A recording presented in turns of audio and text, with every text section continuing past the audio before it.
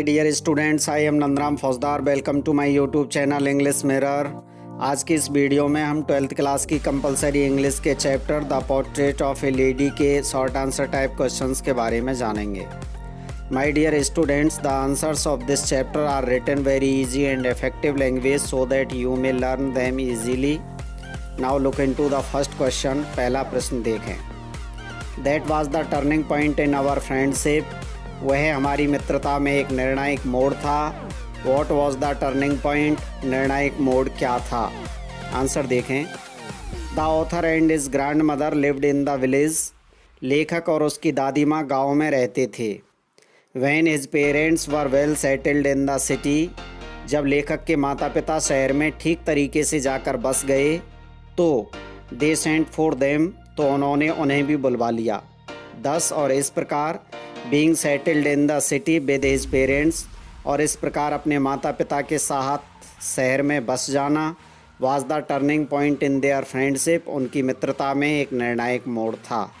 और निर्णायक मोड़ इसलिए था बिकॉज, क्योंकि now grandmother no longer went to school with him, क्योंकि दादी माँ अब और अपने पोते के साथ स्कूल नहीं जा सकती थी। And could not help him with his lessons, और उसके पाठों में उसका सहयोग नहीं कर सकती थी। Question number second. How did the grand mother help her grandson in the morning. दादी माँ अपने पोते की सुबह के समय किस प्रकार मदद किया करती थी। Before going to school, school जाने से पहले। सुबह स्कूल जाने से पहले दादी माँ किस प्रकार अपने पोते की मदद करती थी। आंसर देखें। The grand mother use to bake him up in the morning. दादी माँ उसे सुबह के समय जगाया करती थी। She bathed and dressed him, वह उसे नहलाती थी, उसे कपड़े पहनाती थी। And get him ready for school, और उसे स्कूल के लिए तैयार किया करती थी।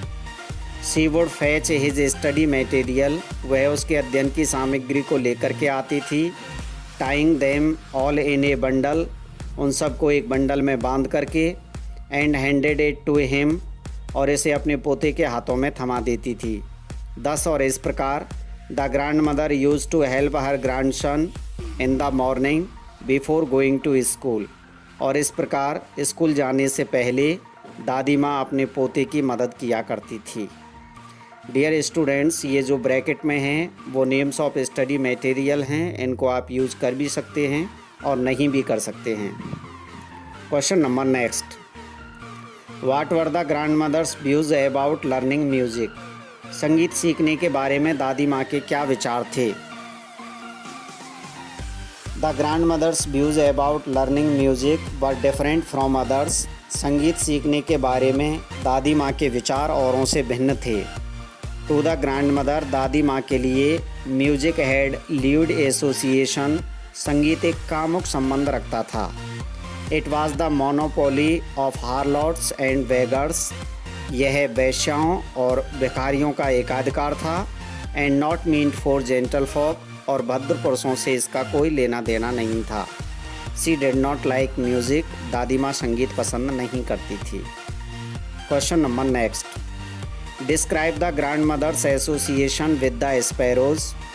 चिड़ियों के साथ दादी माँ के संबंध का वर्णन कीजिए। आंसर देखें। Grand mother had a deep association with the sparrows. दादी माँ चिड़ियाओं से गहन संबंध रखती थी, बड़ा ही गहरा संबंध रखती थी। She use to feed them bread crumbs in the courtyard of the city house. शहर के मकान के आंगन में, शहर वाले घर के आंगन में दादी माँ चिड़ियाओं को रोटी के टुकड़े खिलाया करती थी। Hundreds of sparrows collected around her. सैकड़ों की संख्या में गौरैया नाम की चिड़ियाएँ दादी माँ के चारों ओर एकत्रित हो जाती थीं। सम ऑफ देम केम, कुछ चिड़ियाएँ आती। And set on her legs, और दादी माँ की टांगों के ऊपर बैठ जाती। शोल्डर्स, कंधों के ऊपर बैठ जाती। And even on her head, और कुछ उसके सिर के ऊपर बैठ जाती। सी नेवर शूड देम अवे, दादी माँ उन्हें कभी भी भगाती नहीं थी। Question number next. What did the grand mother do on the eve of the author's return from abroad. लेखक के विदेश से लौटने पर दादी माँ ने क्या किया। आंसर देखें।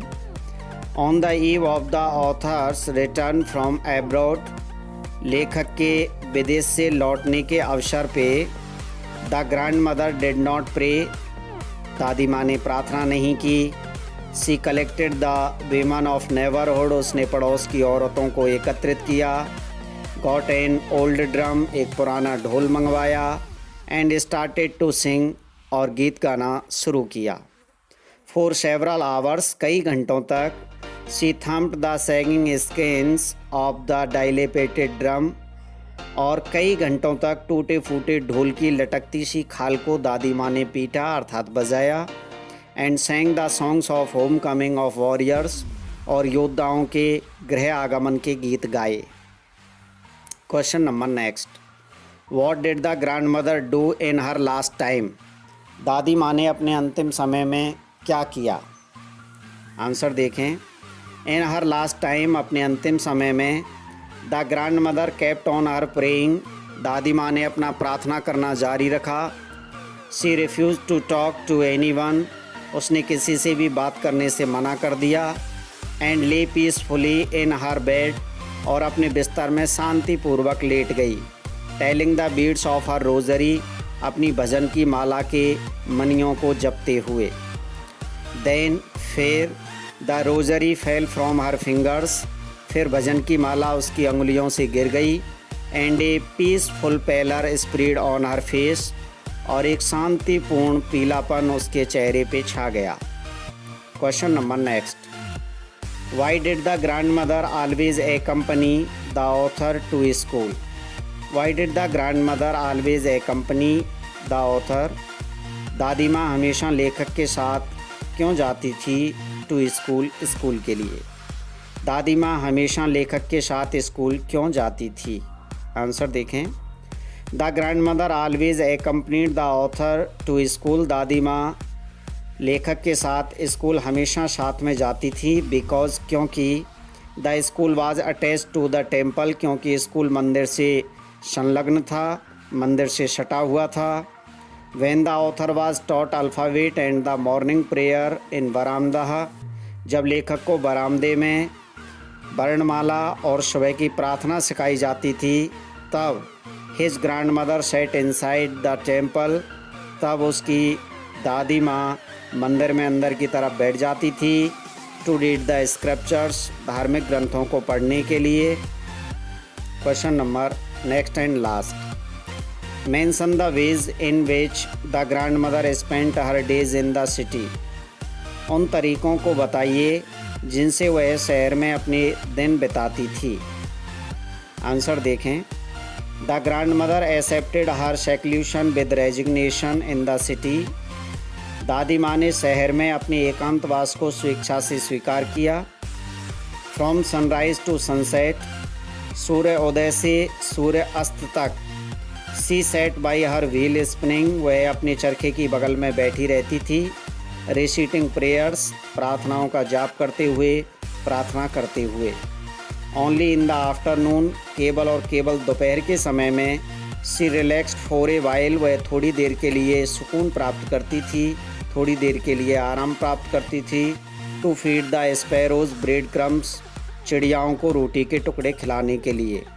चिड़ियाओं को रोटी के टुकड़े खिलाने के समय केवल दोपहर को वो थोड़ा सा चैन पाती थी।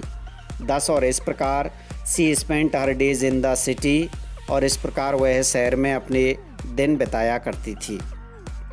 इस तरह से ये आपके क्वेश्चंस पूरे होते हैं। ये बहुत ही अच्छे क्वेश्चंस हैं, इनको एक बार आप ज़रूर देख लेना। Thank you, thanks for watching the video. If you like the video, please hit the like button, do subscribe my channel and press the bell icon to get the regular updates about the course. Thank you, thanks once again. We will meet in the next video. Till then, bye bye.